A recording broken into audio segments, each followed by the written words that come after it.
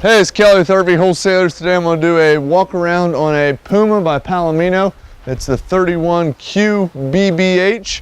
We'll take a look on the inside here in just a minute. Just going to do a quick walk around on the outside. You can see here it does have the power awning, the LED light strip. Also, it does have a way to actually pitch the awning. So if you see this little knob, there's going to be one on both sides of the awning. What you can do, and you can see there's a little track right here.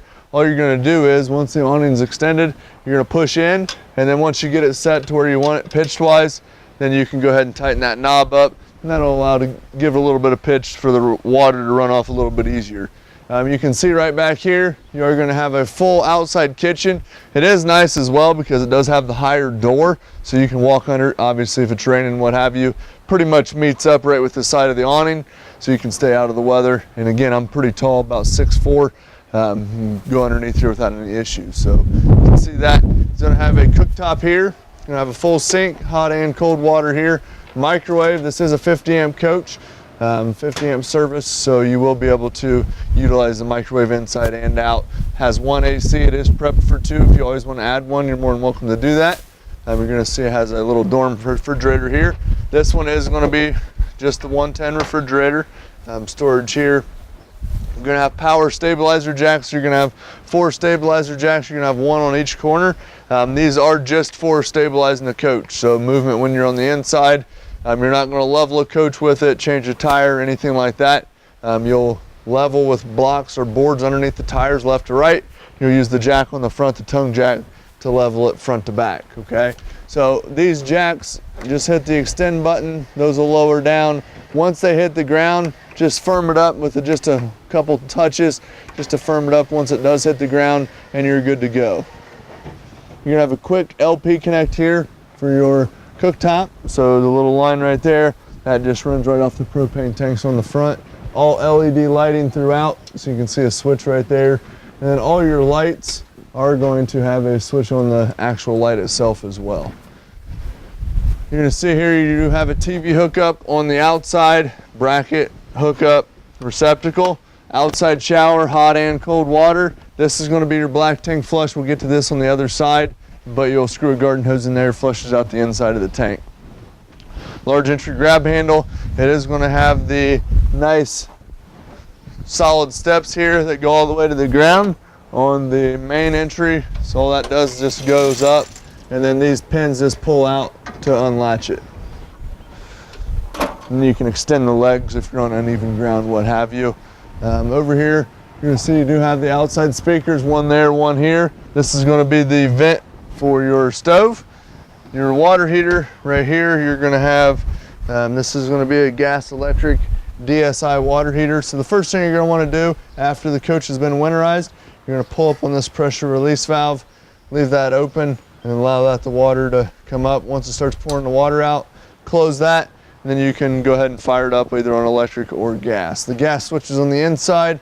Right down here at the bottom left-hand corner, there's going to be a little on-off switch. That's going to be the electric side.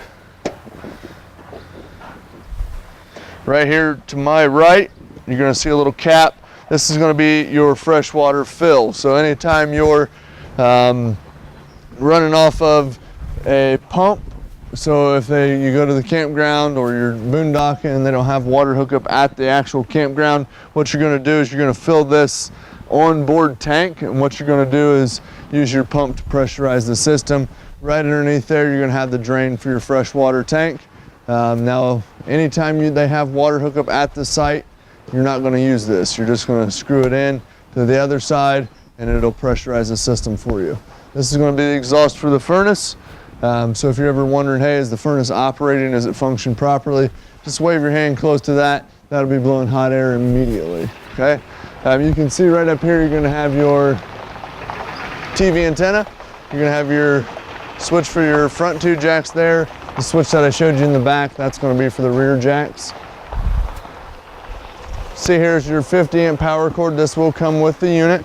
Now, if you are plugged into a 30 amp site, you can use that as well.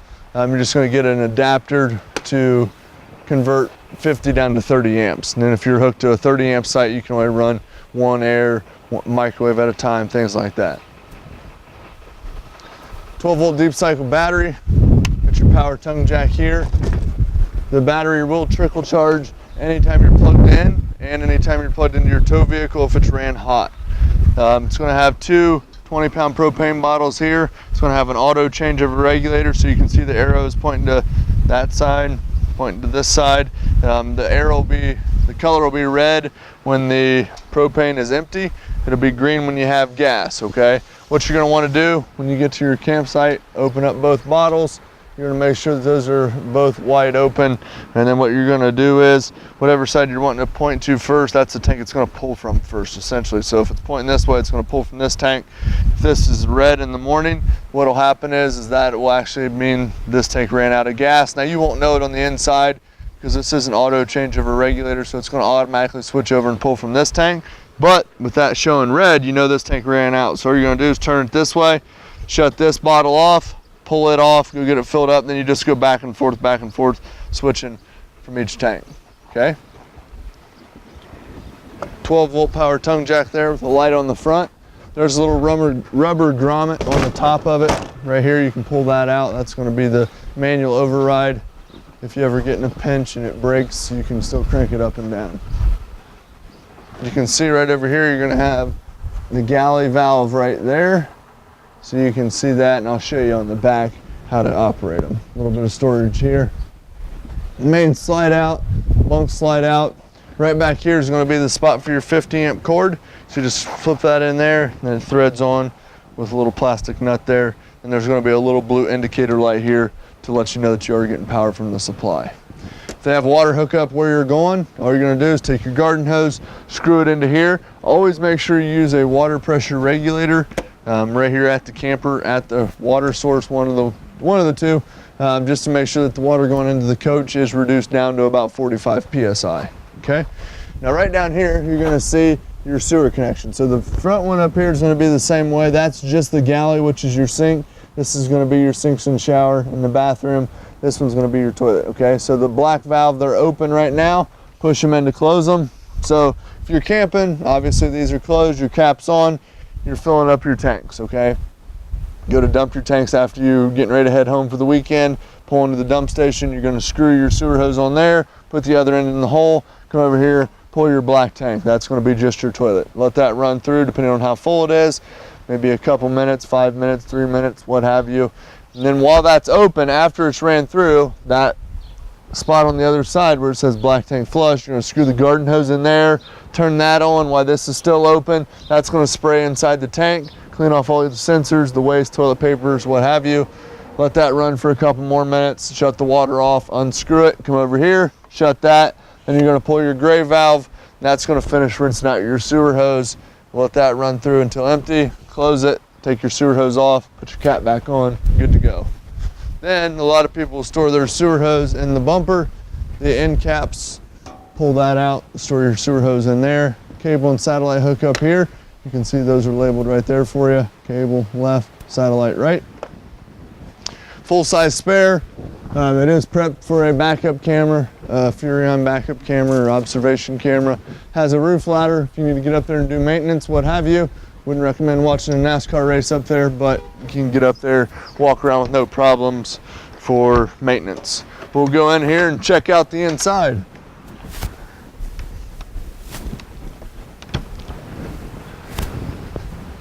So right inside the door here, you can see you're gonna have a monitor panel. I'll kind of stand out here. So the first thing, if you hold these buttons down, since we're running just on the battery, you can see it was fully charged. It's coming down a little bit. As soon as you plug it in, it'll go back up. Those just tell you where the levels are on your tanks. Okay, water pump here. It is an on-demand pump, which means if you're running off your fresh water tank, you just turn that pump on, leave it on. Anytime you go to your faucet, the pump will automatically kick on. Shut the faucet off, the pump will kick off, okay? Awning lights, I mean, everything's labeled for you here, so it's fairly easy to kind of see and understand. You're also gonna have the switch for the water heater. This is B for gas. Switch on the outside that I showed you. Bottom left-hand corner will be for the electric side. The awning, you can kind of see here, and it stops where you want. Where you let off the button, that's where it stops in and out. So if it's really windy and you only want to have it out a little bit, you can do that as well. Run it all the way in. Slide outs here, 1 and 2. Those do have a clutch on them, so when you run them all the way out, you'll hear that noise. Same way when you run it in. It's normal. That just lets you know that it's all the way in or all the way out. Storage closet here. There's a hanging bar in there, 3 shelves. You can see that, nice big space there. You're gonna have a big U-shaped dinette here on the inside. You're gonna have a jackknife sofa, lift up on the bottom. It lays flat, lift up, pretty self-explanatory. Refrigerator here. Set the temperatures in there for the freezer. You can see that there. Temperature here for the refrigerator. Sound bar, spot for the television, AC. Switch for the refrigerators right over here. You can see that. Microwave on the inside. You do have to be plugged into 110 for that to work. First thing you're going to want to do once you get to your campsite, turn your propane bottles on the front of the coach, flip up your cover there, and what you're going to want to do is turn all 3 burners on high, okay? Then you're going to use your sparker knob, light those up, let all 3 of those burners run for, I don't know, about 30 seconds. What that's going to do is it's going to get all the air pockets out of the lines, and it's going to allow everything else to function properly, furnace, water heater on gas, okay? Glass stovetop cover here, give you a little more storage spot. 1 basin, stainless steel sink. Over here is your thermostat, which will work just like the one at home. Switch it over to cool, set the temperature, your AC is on. Furnace, just the fan, what have you, works just like at home. LP detector right down there. You can take a look right in here. You can see the master bedroom. Now that little black outlet looking thing on the ceiling up there by the vent, that's going to be where it's prepped for a second AC. So if down the road you ever want to add a second AC, all you're going to have to do is pull that vent out, pull it off the top, unscrew it, drop an air on, and the wiring is already there. The breaker's already set for you. You're good to go. Heat is ducted through the floor. AC is going to be ducted throughout the ceiling. Okay. Right down here, you're going to see you have your breakers and fuses. So you can see right down here, you're going to have all your 110 breakers. They're all labeled here. Fuses are there, and they're labeled on this other side. Bathroom here, you can go in there and check that out. You have a foot flush toilet. You have a vent up top with a little fan. And you have a glass shower door there, you can see that. We'll go back here and check out the bunk room.